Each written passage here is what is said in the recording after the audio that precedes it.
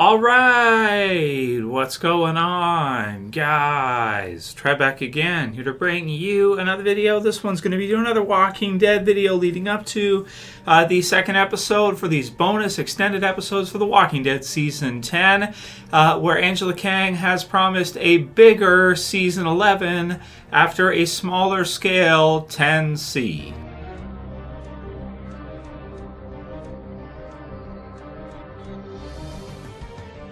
I'll put the link in the description so you guys can go ahead and check this one out. Comicbook.com has it, where we have Angela Kang, the showrunner for the Walking Dead television series, describing that Season 11 we can expect to see a bigger season for Walking Dead, in that 10C, these 6 episodes, are somewhat smaller scale.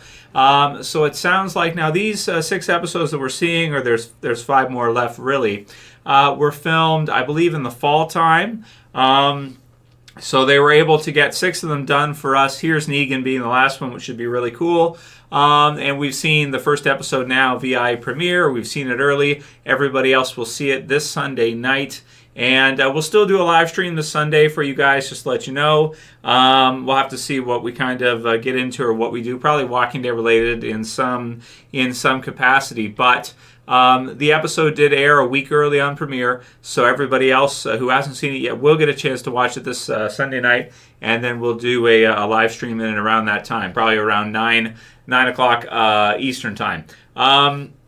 So this one, it comes as a little bit of a surprise. They never really said that the bonus episodes for Season 10 were going to be huge or anything like that. I think we were all kind of happy that they could even get any of them done at all, considering that, I thought that they would miss kind of a whole year or a whole season as a result of not being able to film. And they didn't exactly. They were able to get done 6 episodes out of a regular 16-episode season for Walking Dead. So 6 out of 16, it is less than half. But at least they're able to get something done, and I thought that the first episode out of them, which would have been episode 17 of Season 10, was pretty good. The Maggie return episode. Not bad. Home Sweet Home. So if you haven't seen it yet, don't worry. You can watch it this Sunday night, and it is pretty good. Maybe we'll go into the idea of the Reapers and this Pope character. We'll have to see. So it says, quote, from Angela Kang, we got a mobile lab. We clean everything different ways. We have protocols in terms of testing and how close people can be to each other. So we started with episodes where people are in smaller groups and fewer locations, Kang said. During the Walking Dead Season 10 extended Season 10 premiere preview special, it said, quote, we shot everything on our back lot except one location, which was just down the street. As we get into Season 11, we'll get into some bigger episodes, but we had this time to kind of figure out exactly what we needed to do and do it in a responsible way as producers. So we'll stop there for a sec. I guess that's kind of true, right? In that if you saw this episode with regards to the weekly early, and if you didn't, don't worry. I'm not going to spoil too much or anything, but it did feel like it was kind of maybe all in one spot, or the whole episode was centered around a single group, not bottled off, but, well, sort of in a way, in that we didn't get to see, Ezekiel and Princess and the others, even though I'm sure we will soon. But it sounds like because of kind of everything that's been going on in the world with TS19 and everything, it will actually affect, it sounds like to me, the quality of how good these episodes are. Now, she's saying that Season 11 should be bigger and better, that kind of thing, but it's I guess we just have to be honest with ourselves when we say it's probably not as good as it would have been if we didn't have this, whole pandemic and everything, plandemic and everything. So it's kind of unfortunate, man. It's unfortunate that that this whole thing happened before The Walking Dead was over and everything, and that it does take away from it. But I think I do have to say I enjoyed that episode a lot. The last episode we just saw, but it did feel a little bit different than regular in hindsight. It's still good and everything. Don't get me wrong. I'm just appreciating that we got any Walking Dead at all. considering it probably was difficult for them to do.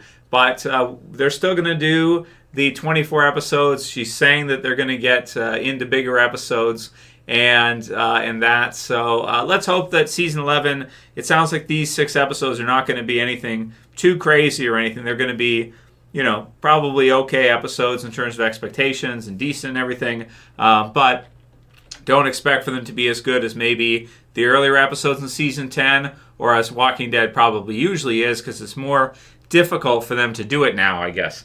The process is documented in The Walking Dead making the extended 10th season, a making of special now streaming exclusively on AMC Plus, which reveals how cast and crew made 6 episodes in 6 weeks. So they did 1 episode a week during the global the P word that I said earlier, pandemic. Walker extras were intentionally limited for the bonus episodes, which take deep dives into characters. So they had to do like more character-centric type episodes for these 6. Daryl, Carol, Maggie, and Negan. But yeah, so you won't be able to have as many zombies as usual, right? You're not going to be able to film in as many different locations as usual. You're going to have to focus the episodes, so you're going to have to do like character focus episodes. Well, I guess it is what it is. There's nothing you can do about it. There's no way around it. Kind of unfortunate. Like I said, I guess we just have to look at the bright side and say at least we got any at all, because they could have just said, okay, we're not doing any until later. I think my movie theater is closed still right now. So the movie theaters where I live are still closed right now. I don't know if where you guys live the movie theaters have reopened or not, or what that looks like, but certainly entertainment industry has taken a pretty big hit from TS19. Filming is now underway on the 11th and final season of The Walking Dead, where our survivors encounter an expansive new community that will signal a return to urban environments with a larger cast of characters. So it sounds like since after these 6 episodes were done, it sounds like they're getting maybe better or more used to filming. Kind of like the old-fashioned, or like closer to what we've seen before in prior seasons and some of the best stuff we've seen before. Let's hope that, to see the final season wrap up of Walking Dead, let's hope the quality doesn't take too much of a hit as a result of this, but at least they're going to finish it one way or another. Even if it's not as good as it could have been, if this whole deal never happened, at least they're going to end it, and it's not just going to end, just in limbo. Like, it's not just going to just end with no proper ending or anything. There's actually going to be a proper ending and everything, even if maybe it's a little bit more difficult for them to do and will take longer, so maybe it won't be quite as good as it would have been otherwise. So it says, it was a little surreal because we had a lot of PPE, personal protective equipment, on pretty much at all times. And just to stop there for a sec, when I was watching this episode, I did notice that they were kind of like zooming in and focused on certain characters more, like certain actresses more in smaller groups, and like it'll zoom in here as this person runs, or it'll zoom in on that person, or zoom in here, zoom in there, but you don't see them like in a group as much, right? I guess that's just what they had to do to meet their protocols and standards and everything. The crew members couldn't be closer than 10 feet to us. So there was kind of this strange invisible bubble around you, said Seth Gilliam, whose father Gabriel reunites with. Yeah, that's really tricky, right? Like, I just got to stop again. How do you do it? Like, how do you do the normal thing? It's just so much harder to do everything. So there's no way it could be as good as it was prior, or as it would have been without, because you can't even go within 10 feet of each other. So it's like, what are you gonna do, right?